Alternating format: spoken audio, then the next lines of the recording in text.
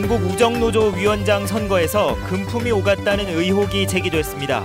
100만 원짜리 돈 봉투를 받았다는 고발장이 접수돼 경찰이 수사에 착수했습니다.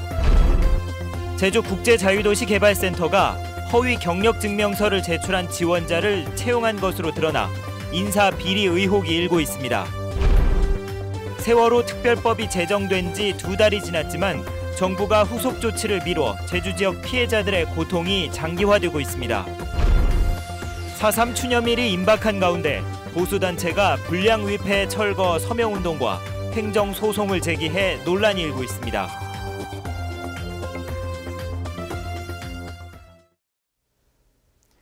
여러분 안녕하십니까? 뉴스데스크 제주입니다.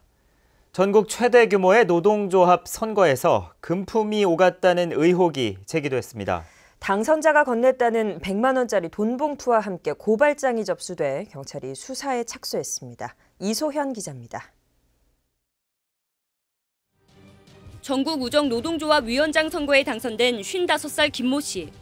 현직 위원장인 김 씨는 전국대의원 투표에서 187표를 얻어 상대 후보를 7표 차이로 누르고 연임에 성공했습니다. 좁은 행복 시대를 확실하게 열어가겠습니다. 다시 한번 믿고 맡겨주시면 여러분의 소중한 꿈과 희망을 이루어가겠습니다. 압도적인 지지를 부탁드리겠습니다. 김 씨는 선거를 나흘 앞둔 지난 19일 제주 시내 음식점에서 제주 지역 대의원 3명을 만나 각각 100만 원씩 모두 300만 원을 건넸습니다. 그런데 돈을 받은 대의원 중 한 명이 고발장과 함께 100만 원이 든 돈 봉투를 증거물로 제출하자 경찰이 수사에 착수했습니다.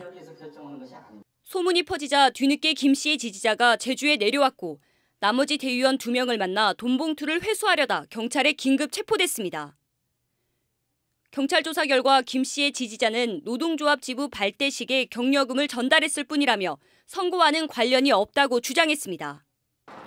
전국우정노조는 우체국 집배원과 금융창구 직원 등 조합원 3만여 명이 가입한 전국 규모의 최대 단일 노조입니다. 그래도 이 명예라든가 이런 식이 있기 때문에 한국노총 산하에 있는 그 위원장직도 좀 선거를 하게 되면 많이 또 서로 하려고. 경찰은 당선자 김 씨 등 2명을 뇌물 공여 등의 혐의로 불구속 입건하는 한편 돈의 출처와 함께 다른 지역에서도 돈을 건넸는지 여부 등을 수사하고 있습니다. MBC 뉴스 이소연입니다. 경찰이 지역 토착형 비리에 대한 대대적인 수사에 나섰습니다. 제주지방경찰청은 일선 경찰서 등과 함께 25명으로 구성된 부패 척결 수사 전략팀을 꾸리고 토착 권력에 유착한 범죄 첩보 활동과 단속 활동을 강화합니다. 경찰은 또 전화 금융사기 등 악성 사기와 대포 물건을 뿌리 뽑고 노인을 상대로 한 이른바 떴다방에 대한 특별 단속도 실시합니다. JDC 제주국제자유도시개발센터의 방만한 운영 실태를 둘러싸고 잡음이 끊이지 않고 있는데요. 이번엔 JDC가 허위 경력 증명서인지 알면서도 직원을 뽑았다는 채용 비리 의혹이 제기됐습니다. 박주연 기자가 보도합니다. 제주국제자유도시개발센터가 운영하는 항공우주박물관. 개관을 한 달 앞둔 지난해 3월 개발센터는 이곳에서 영상 전문가로 일할 경력 직원으로 H씨를 채용했습니다. 관련 업체에서 영상기획과 제작 업무를 했다는 3년 5개월 경력을 인정받았기 때문입니다. 하지만 감사원은 H씨가 이 업체에서 일주일에 5시간만 근무하고 보수는 전혀 받지 않아 경력을 인정할 수 없다고 밝혔습니다. 특히 개발센터는 업체 대표에게 전화를 걸어 이처럼 프리랜서로 일한 사실을 확인하고도 H씨를 채용한 것으로 드러났습니다. 이미 알고 있으면서도 합격을 시킨 것은 대단히 중요한 범죄 행위입니다. 자, 이런 문제들에 대해서 감사원의 감사 결과에 지적이 됐는데 앞으로 국토교통부의 자체 조사는 물론이고 수사당국도 이 문제에 대해서 수사해야 된다 이렇게 보고 있습니다. 하지만 개발센터는 영상 제작 업무 특성상 재택근무가 많았다며 문제가 없다는 입장입니다. 저희가 노무사하고 변호사하고 자문을 받았는데 그거는 업계에서는 통상 있는 일이고 채용한 기관에서 알아서 판단할 일이고 그것에 대해서 경력을 인정하지 않는 것은 업체에서 고유의 권한이다 이렇게 해석을 받았습니다. 감사원은 지난달 H씨의 합격을 취소하고 관련자에게 주의 처분을 내리라고 요구했지만 개발센터는 아직까지 인사위원회도 열지 않고 있습니다. MBC 뉴스 박주연입니다. 제주 10월 네트워크는 성명을 발표하고 서귀포시 예래동 휴양형 주거단지의 토지 수용이 무효라는 대법원의 판결이 내려졌는데도 사업을 계속 추진하겠다는 것은 초법적인 발상이라고 주장했습니다. 10월 네트워크는 이번 판결을 계기로 제주국제자유도시개발센터는 사업의 목적을 외자 유치를 통한 대규모 개발 사업에서 도민 기업 육성과 마을 만들기 지원으로 근본적으로 바꿔야 한다고 주장했습니다. 제주시 노형동 드림타워의 건축교통통합심의위원회가 모레 열리는 가운데 시민단체들이 제주도에 사업계획을 불허하라고 요구했습니다. 제주시민사회단체 연대회의는 주거와 교육시설이 밀집한 도심에 대규모 카지노를 포함한 건물이 들어서는 것은 지역 주민에게는 재앙과 같은 상황인데도 사업자가 건축물 규모를 조금 줄이는 조삼모사식으로 도민들을 우롱하고 있다고 주장했습니다.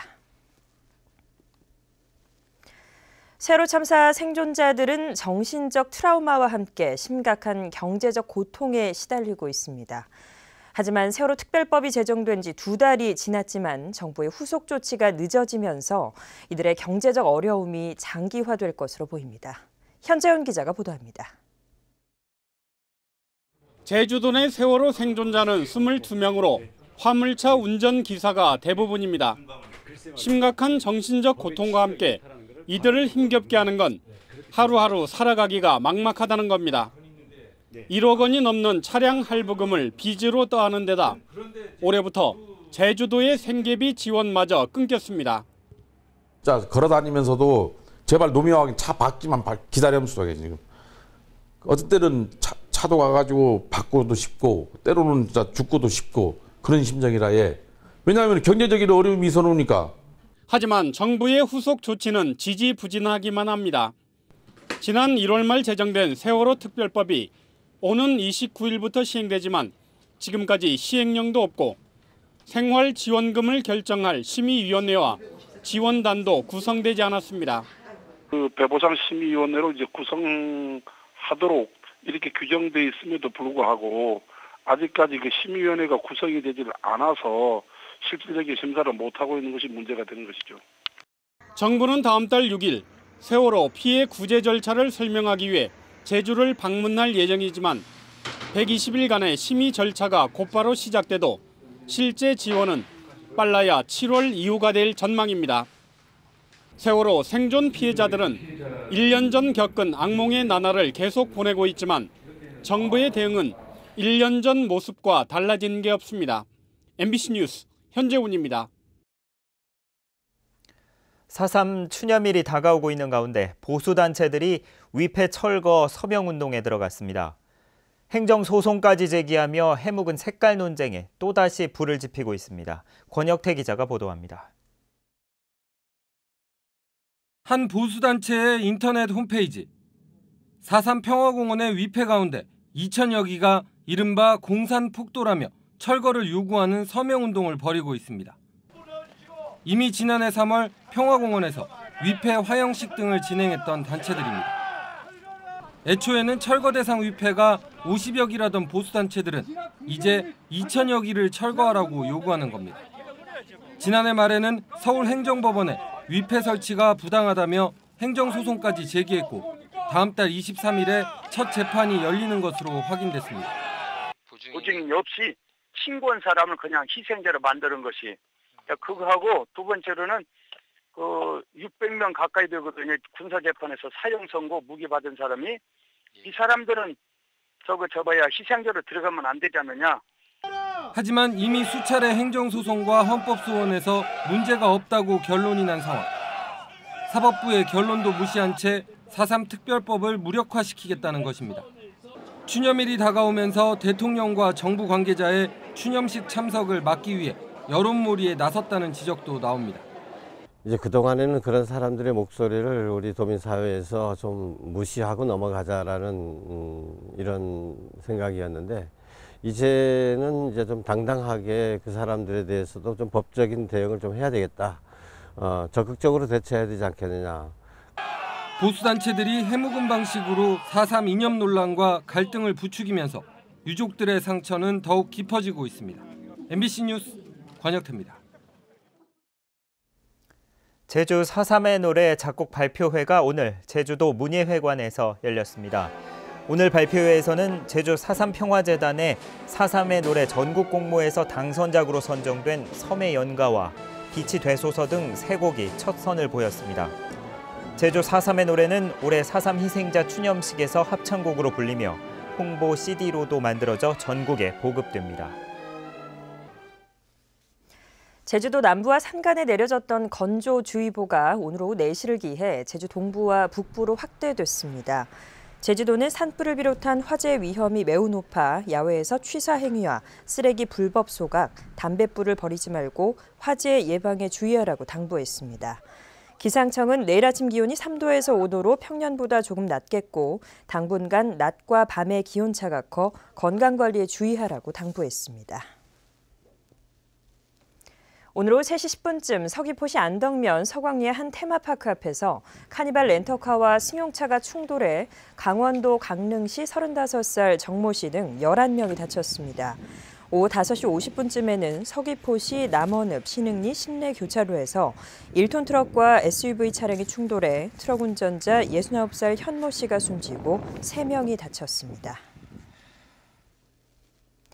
제주 산악인의 역사를 담은 한라산 국립공원 산악박물관이 관음사 야영장 부지에 문을 열었습니다. 산악박물관에는 한국인으로는 에베레스트에 처음 오른 고상돈 씨와 8,000m급 고봉 10군데를 정복한 오희준 씨의 유품과 함께 산악인들이 기증한 장비 400여 점이 전시됐습니다. 또 국내외 유명 산악인들의 일대기 등을 상영하는 다목적 영상관도 마련됐고 인공 암벽 등반 체험시설도 설치될 예정입니다.